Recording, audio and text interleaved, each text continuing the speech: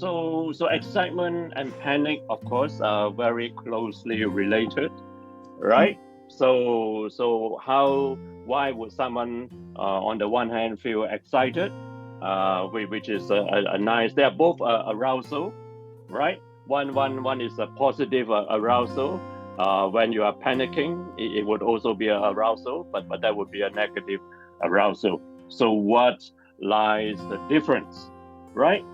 Okay, so what do you think lies the difference between someone who is panicking, right, and at an event like this, co-hosting, and versus someone who feel excited? What do you think is how can we what would be the criteria that differentiate between these two types of outcome of behavior and mental state? Any idea, Kashini or anyone else? Feel like maybe it's something new, so it's triggering both the panic and also exciting, both the positive and also the negative effect. Right. So something new is what is in common between the two subjects. Say we are doing a comparison between you and someone else who feel panic, right? So both of you are doing something new for the first time. So that itself is not sufficient to make that distinction between someone having a panic attack and someone just feel excited. So the reason is how we interpret the new events. All right. So it's no different from you, on a ski, on top of a hill with a ski gear, right? You are about to go onto the hill, very high hill, right? Whether you are petrified or you are excited depends on what. It's the same ski slope, right? Depends on what. Why would someone feel petrified, panic, and someone feel excited, right? About to jump, same equipment, same ski slope, right? What is the difference?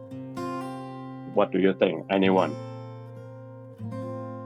Well, it is the interpretation of the events, right? For an expert skier, he's going to look forward to having the fun navigating all the slopes and everything. For the very new skier, he will be petrified because he can foresee only accidents, death, right, and injuries ahead of him, right? So both are aroused, right? But it is the story that tell themselves how they interpret the event, whether they think they have enough resources, I have enough training, I have enough skills or not, or this is going to be a death march for me. So same thing with this event, right? So you are excited, Kaushini, because you know that you have some skills, some knowledge. You have prepared some questions to ask me that we can talk about. You are excited about this. Versus someone who is panicking, probably thinking, I'm going to make a mess of this, and I don't know what I'm going to be talking about, right? So it's an interpretation of the event. So the event itself is neutral.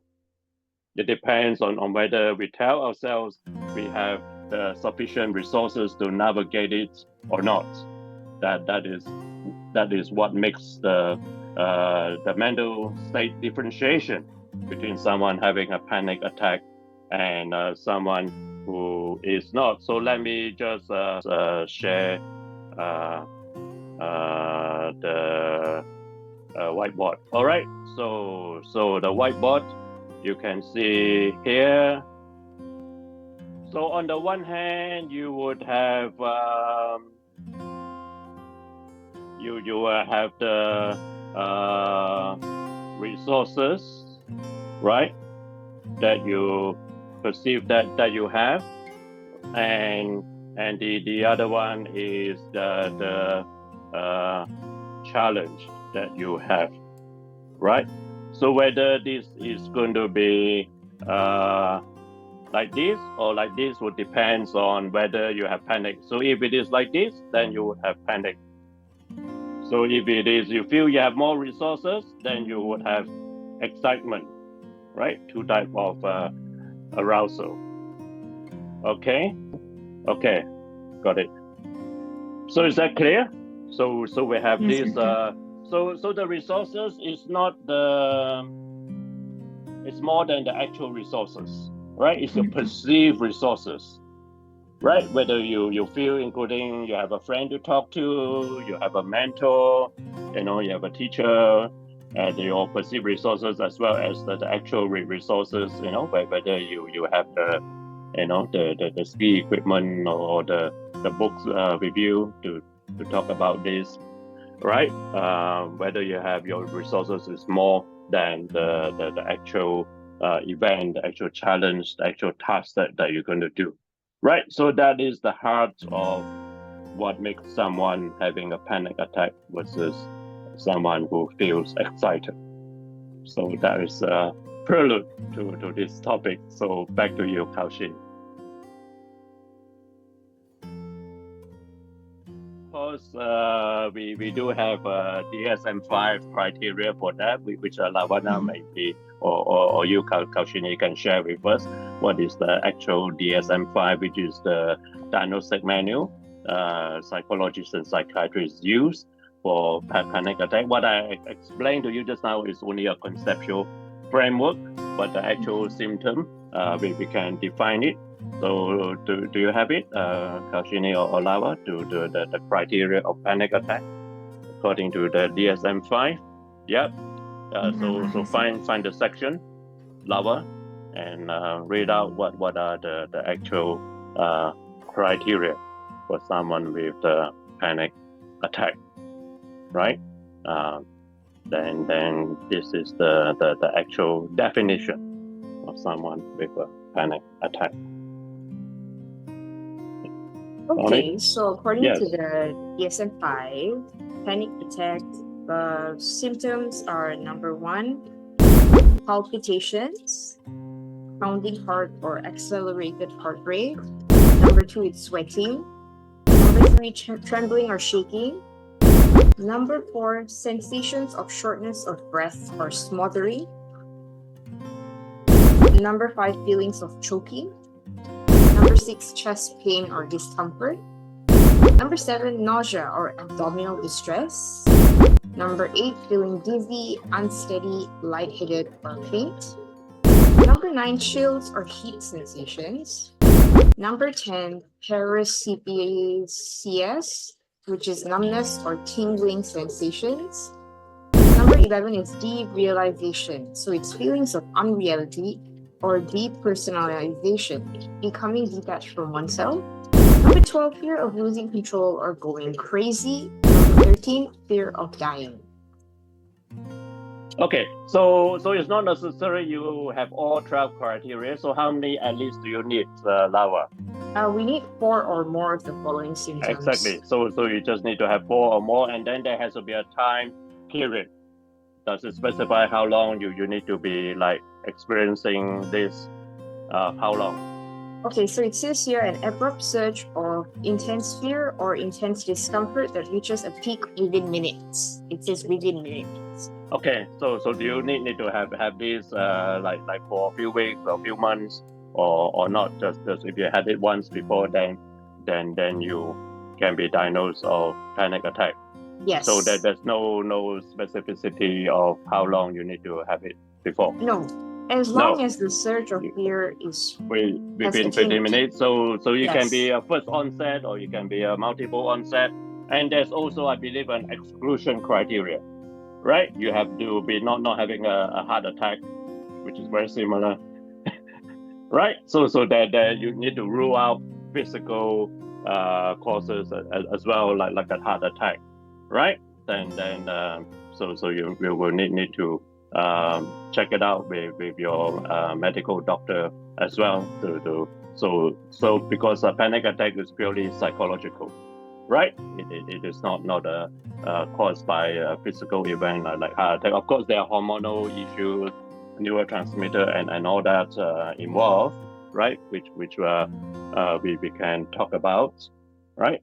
So there you go, Kaushini. This is the actual definition of what a Okay. panic attack is, right? Okay. So to put us in the safe zone.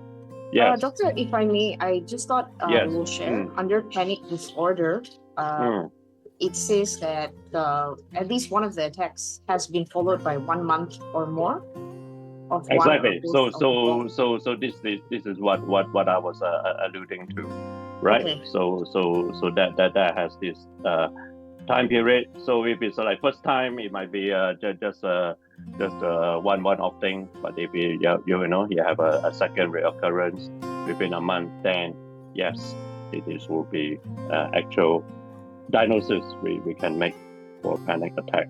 When you have 4 or more of those criteria and you do not have heart disease, right?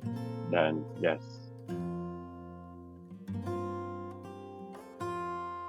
Right. So there in